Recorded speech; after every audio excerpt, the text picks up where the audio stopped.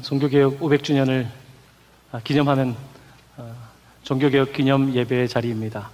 우리는 종교개혁 기념 예배를 현재 드리고 있습니다. 이곳은 마틴 루터의 서재입니다. 종교개혁이 발단이 된 곳은 바로 그의 서재였습니다. 이곳에는 지금 한국말로 된 성경도 있고 헬란말로 된 성경도 있고 여러 권의 성경을 꽂아놨습니다. 종교개혁이 시작된 곳은 다름 아니라 바로 루터가 성경을 읽었던 그 자리였습니다. 우리의 삶의 변화가 일어나는 그 자리도 바로 우리와 성경이 만나는 곳, 성경을 통해서 하나님을 만나는 그 자리가 바로 개혁의 자리입니다. 가톨릭 교회는 1500년의 역사를 지나가면서 많이 비대해졌습니다. 머리 대신 예수 그리스도, 그 머리를 따라가야 되는데 교회가 너무 커버렸습니다. 교회의 권력이 너무 강해졌고 심지어 면죄부를 팔면서 더 큰 성당을 지으려고 했던 당시의 분위기 속에서 마틴 루터는 하나님의 말씀을 읽으면서 하나님의 말씀과 현재 우리의 모습이 많이 달라졌다는 것을, 원래 가야 될 정도로부터 많이 벗어나 있다는 사실을 깨닫게 되었고, 그는 다시 기본으로 돌아가자 하는 것을 외치는 것입니다. 종교개혁은 솔라 스크립투라, 오직 말씀으로, 솔라 피데, 오직 믿음으로, 솔라 그라시아, 오직 은혜로, 아주 기본적인 것으로 돌아가자, 바로 이것이 종교개혁입니다.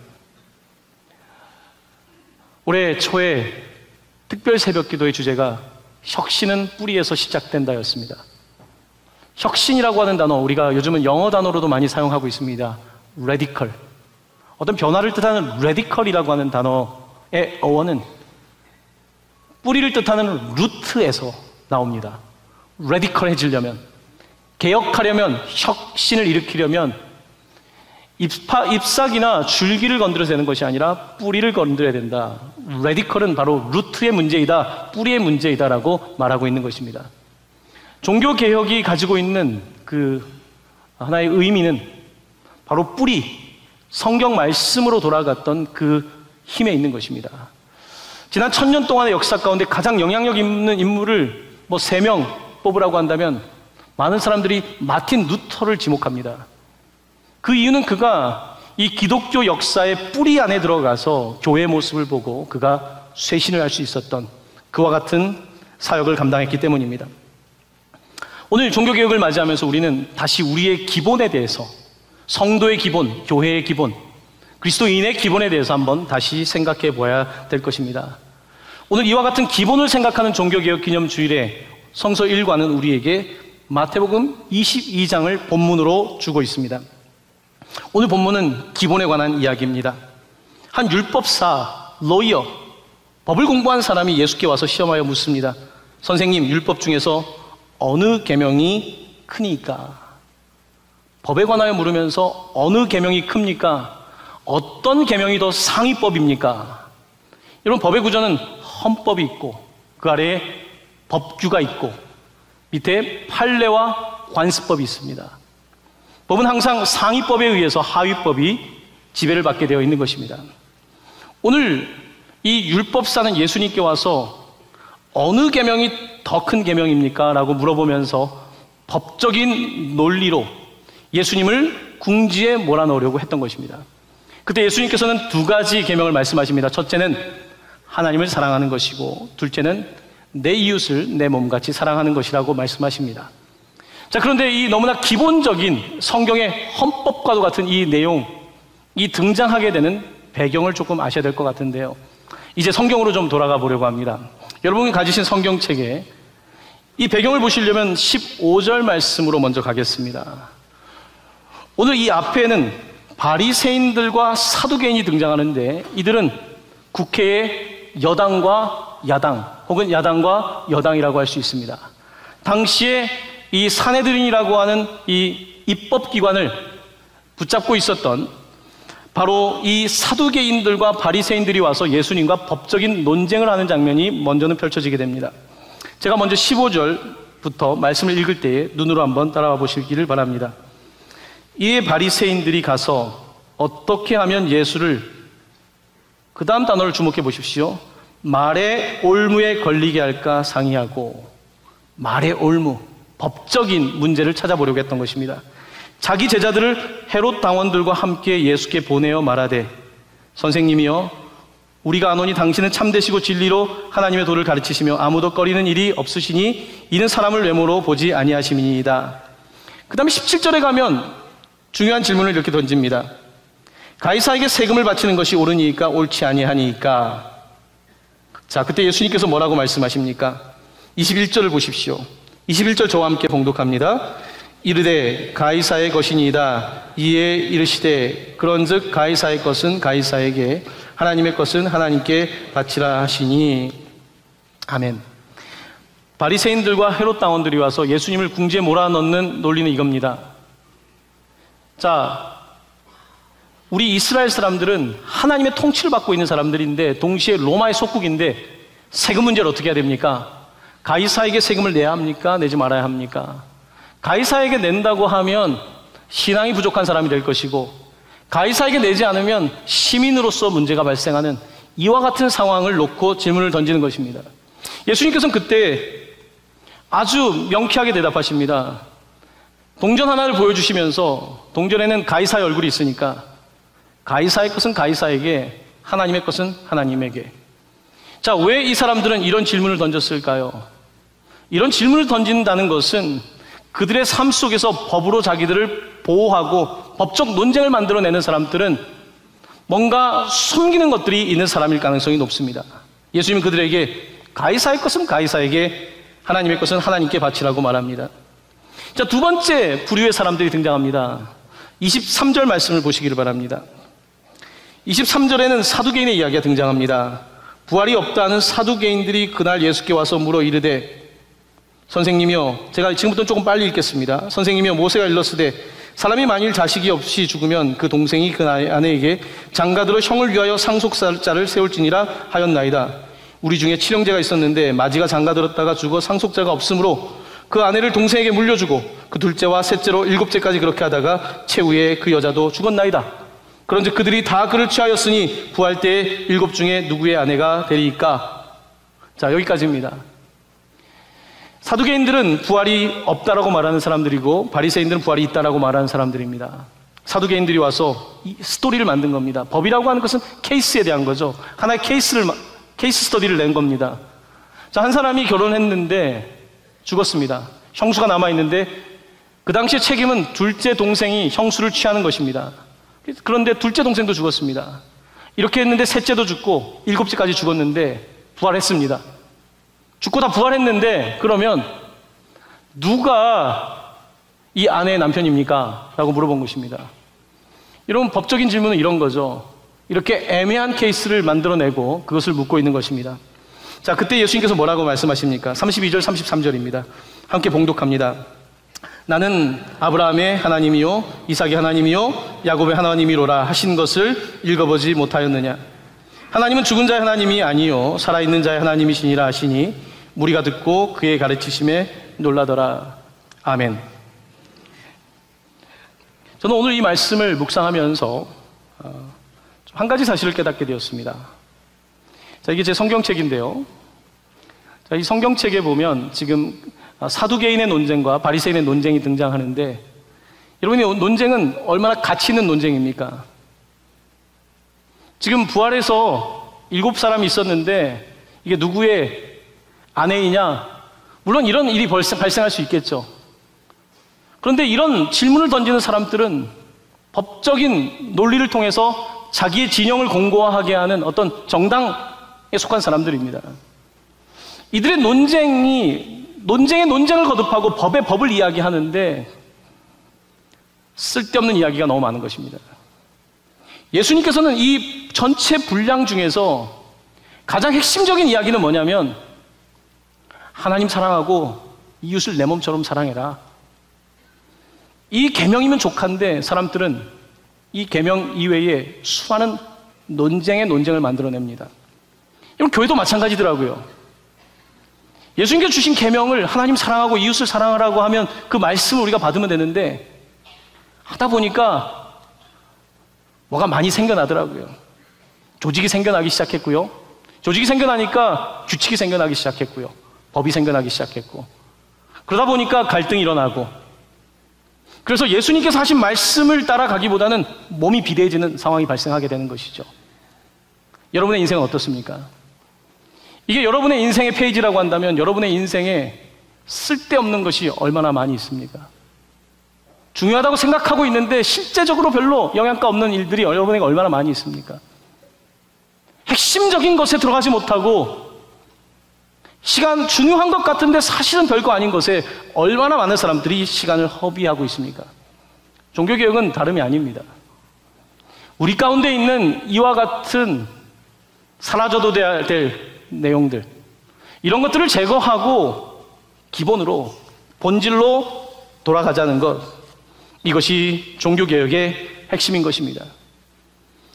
사랑, 예수님께서 가르쳐 주신 가장 상위법은 사랑입니다. 아가페 사랑입니다. 하나님 사랑하면 되고 하나님을 사랑하게 될 때에 나를 사랑하게 되고 나를 사랑하게 될 때에 타인을, 이웃을 사랑할 수 있다는 것입니다. 근데 많은 사람들은 하나님을 제외하고 내가 사랑하겠다는 거예요. 하지만 많은 사랑은 이기적인 감정일 가능성이 상당히 높습니다. 내 감정으로 누군가를 사랑한다는 것이죠. 하지만 성경은요, 사랑을 feeling, 감정이라고 말하지 않습니다. 성경이 말하는 사랑은 성품입니다. 캐릭터예요, 캐릭터. 사랑은 오래 참고 온유하고 무례 행하지 아니하고, 사랑은 끝까지 견디는 것. 사랑은 캐릭터입니다. 성품입니다. 인격입니다. 그런데 이 시대의 세상이 사랑이라고 하는 단어를 가지고 가서 그것을 필링으로, 하나의 이모션, 감정으로 만든 것입니다. 많은 사람들은 하나님께서 주신 율법이 있는데 그 법을 따라가면 되는데 여기에 수많은 이야기를 대면서 실제적으로 본질적인 것을 잃어버리고 있다는 것입니다. 여러분의 인생은 어떻습니까? 여러분은 얼마나 본질적인 것에 여러분의 삶에 시간을 들이고 있고 물질을 들이고 있고 헌신하고 있습니까? 얼마나 내가 보내는 시간들과 내 삶이 그렇게 해도 되고 안 해도 되는 것에 쓰여지고 있습니까? 이 사람들은 예수님께 와서 말에 올무를 걸어서 말에 말을 만들어내고 있지만 예수님께서는 그들에게 간단하게 상위법을 말씀하십니다. 하위법은 상위법의 지배를 받아야 되기 때문에 이 법의 주체이신, 법의 입법자 되시는 하나님을 사랑할 것을, 그리고 그 사랑을 내가 받을 때에, 여러분, 내가 나를 사랑하는 게 얼마나 어렵습니까?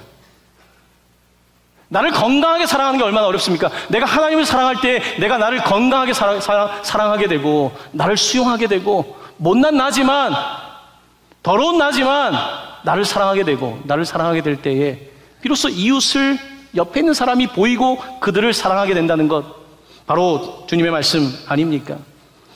근데 오늘 말씀은요, 본문은 사실은 상당히 우리는 익숙하게 듣고 있지만 다시 한번 생각해야 되는 부분이 있습니다. 여러분, 구약 성경에 창세기, 출애굽기, 레위기, 민수기, 신명기까지 모세 오경이라고 말합니다. 모세 오경에는 613개의 법령이 있습니다. 613개의 법령이 있습니다.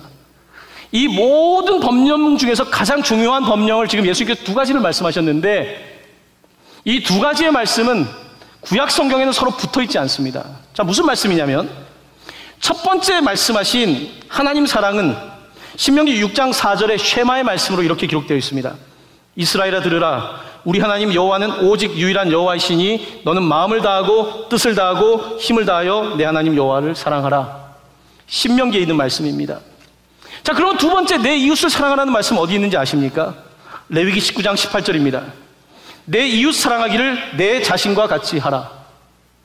레위기와 신명기에 떨어져 있는 말씀을 예수님께서는 가져다가 한 곳에 두시면서 하나님을 사랑하고 이웃을 사랑하라고 이것을 서머리해서 이 핵심적인 것을 말씀하고 계시는 것입니다.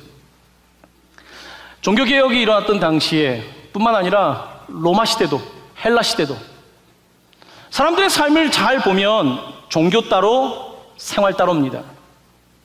하나님 사랑하는 것 따로, 평소의 삶 다른 것입니다. 아니, 오히려 죄를 더 많이 지은 사람이 교회에 가서 더 많이 죄를 회개하겠죠. 현실의 삶과 종교 생활이 분리되어 있는 이와 같은 삶을 살고 있는 사람들에게 예수님께서 말씀하십니다. 하나님 사랑과 자기를 사랑하는 것과 이웃을 사랑하는 것은 다른 것이 아니라 하나로 연결되어 있다. 좀 더 예를 드린다면, 여러분, 문이 있습니다, 여기에. 문을 열려면 이 문만 갖고 안 됩니다. 문에 중요한 부품이 필요합니다. 바로 문 사이에 있는 여기 힌지입니다. 문을 열게 하는 여기에 여기 귀퉁이에 박혀있는, 코너에 박혀있는 그 쇳덩어리가, 그 고리가 문을 열고 닫게 하는 것입니다. 자, 이것이 말씀입니다. 이게 문이라고 합시다. 이 문을 보고서 사람들은 이 문이 뭐냐고 말하는데, 이 문을 작동하려면 여기에 이 문을 열 수 있는 장치가 필요합니다. 하나님 사랑과 이웃 사랑. 이 두 가지를, 이쪽 한쪽과 또 한쪽에 붙어 있는 이 두 개의 계명을 예수님께서는 서머리 하시면서, 하나님의 율법의 완성은 바로 이 문이 열리게 되는 것은 바로 이 비밀에 있는데, 하나님 사랑과 이웃 사랑에 있다. 예수 그리스도께서 이 땅에 오셔서 십자가, 하나님 사랑과 이웃 사랑, 마치 문에 있는 고리처럼 하나님과 세상을, 하나님과 사람을 그가 팔을 벌려주셔서 마치 문을 열고 닫듯이 그가 바로 그 문의 고리가 되셔서 우리 가운데에 놀라운 일을 행하고 계시는 것입니다. 하지만 수많은 사람들은 하나님 믿는 것 따로, 내 생활 따로. 종교개혁은 당시에 사람들의 삶 속에 들어와서 이 종교와 삶이 분리되지 않았다는 것을 보여준, 하나님의 사랑과 이 실천이라고 하는 것이 얼마나 밀접한지를 보여준 사건이며, 오늘 우리 개신교 성도들은 하나님 사랑과 이웃 사랑을 몸소 실천해 주신 예수 그리스도, 그래서 문을 열어주시는 그분을 믿고 따라가는 것, 바로 이것이 우리의 신앙의 핵심인 것입니다. 사랑하는 성도 여러분, 마틴 루터는 수도사였습니다. 그는 41살까지 결혼하지 않았습니다. 결혼을 안 했어요. 그랬던 그가 41살에 결혼을 하게 됩니다. 그와 결혼했던 사람은 바로 수녀였습니다. 수도사와 수녀가 결혼한 것입니다.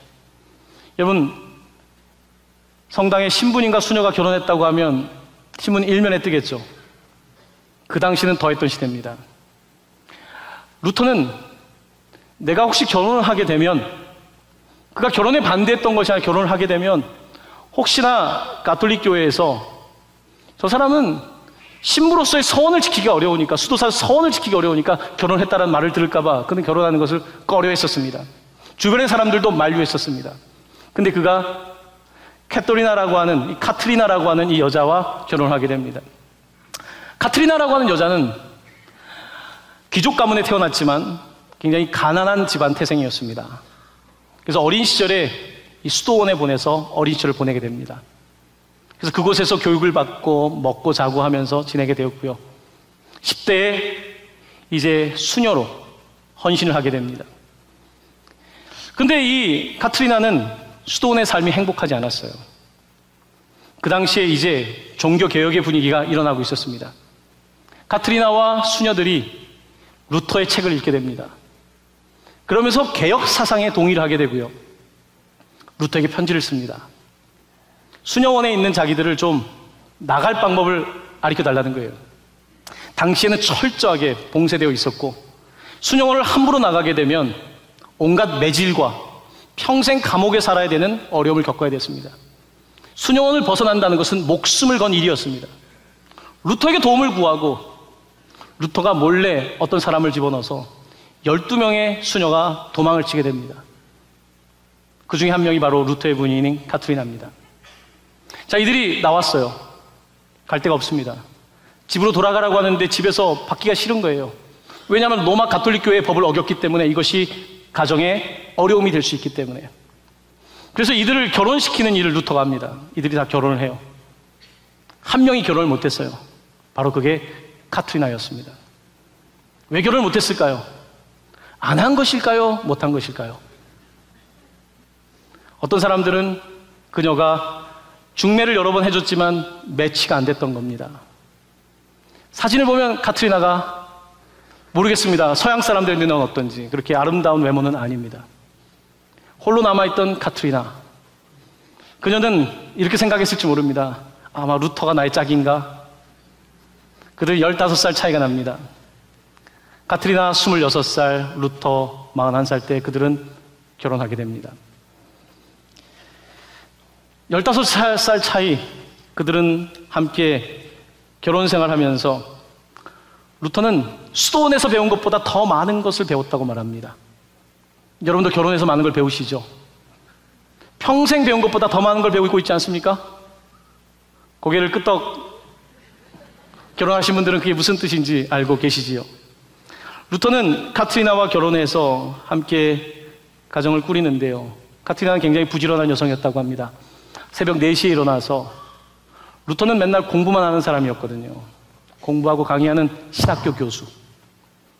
가정 경제에는 별로 도움이 안 되는, 그래서 집안일을 다 하고 농사일, 가축 돌보는 일, 가축을 도축하고 파는 일까지, 거기다가 얼마나 많은 학생들과 손님들이 왔겠습니까? 그 손님을 치르는 일을 다 감당하는 아주 대단한 여인이었다고 말합니다. 루터를 얼마나 사랑했는지, 루터가 몸이 약했다고 합니다. 담석이 있었대요. 카트리나는 맥주를 그렇게 잘 만들었다고 합니다. 루터가 그렇게 맥주를 마셨대요. 담석 때문에. 여러분도 담석 있으신 맥주를 드십시오. 하지만 술을 위한 술을 드시지는 마십시오. 이렇게 카트리나는 루터를 사랑했습니다. 자녀를 낳았는데 6명을 낳았어요. 뭐 그 당시에 그게 많은 게 아닐 수도 있겠지만 그 중에 2명은 성장 과정에 죽습니다. 그리고 4명의 친척 아이들 가운데 고아가 된 아이들을 입양을 합니다. 10명을 키웠습니다. 루터는 신학교에서 배운 것도 있지만 카트리나와 함께 살면서 10명의 아이를 키우면서 많은 것을 배우게 되었습니다. 그는 결혼은 성품을 만드는 학교다라고 말합니다. 여러분, 자녀들이 좋은 성품을 갖기를 원하시죠? 학교를 많이 다닌다고 해서 성품이 좋아지진 않습니다. 성품은 삶을 통해 배우는 거니까요. 루터는 결혼을 통해서 이 아이들과 지지고 볶고하면서 주의 말씀도 묵상하지만 목사의 삶을 살게 됩니다. 카트리나는 그러니까 사모님인 거죠. 루터는 때때로 결혼 생활이 힘들었는지 아담과 하와를 원망하기도 했습니다. 왜 아담과 하와가 죄를 저질러서 이렇게 우리에게 어려움을 주는가? 그러면서 그는 그의 일화에서 이렇게 말합니다. 아담과 하와가 900년을 살았는데 그 900년 동안 그들의 부부싸움은 어떻게 끝났을까? 끝은 항상 이렇게 끝났을 거라는 겁니다.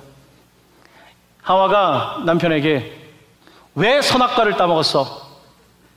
그러면 아담은 하와에게 너가 줬잖아.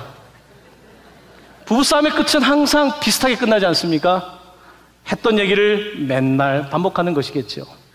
루터는 가정, 결혼, 사랑을 이해했습니다. 루터는 이렇게 한 여자를 사랑하고 그리고 마지막 남은 이 여인을 아내로 받아들여서 그렇게 한평생 같이 살았고요. 카트리나는 이 남편을 더 일찍 보내고 혼자 남습니다. 그리고 미망인으로서 루터가 죽고 나니까 수입이 끊기고 어려웠을 때에 끝까지 믿음 생활을 하며 사모님의 삶을 마감한 거죠. 여러분, 종교개혁이란 물론 성경을 읽고 교리를 바꾸는 것도 종교개혁이겠죠. 하지만 종교개혁은 바로 오늘 우리가 있는 이 루터의 서재에서 일어난 것입니다. 이 루터의 서재에 루터만 있었던 것이 아니라 루터의 아내는 자주 이곳에 올라와서 여성임에도 불구하고 당시의 신학자들과 함께 학생들과 함께 논쟁을 했다는 것입니다. 같이 성경을 읽고 틈틈이 그 노동 속에서도 카트리나는 말씀을 읽으면서 루터와 함께 목회자 가정으로서의 삶을 살아갔던 것이죠. 종교개혁이란 종교 생활에 있는 것이 아닙니다.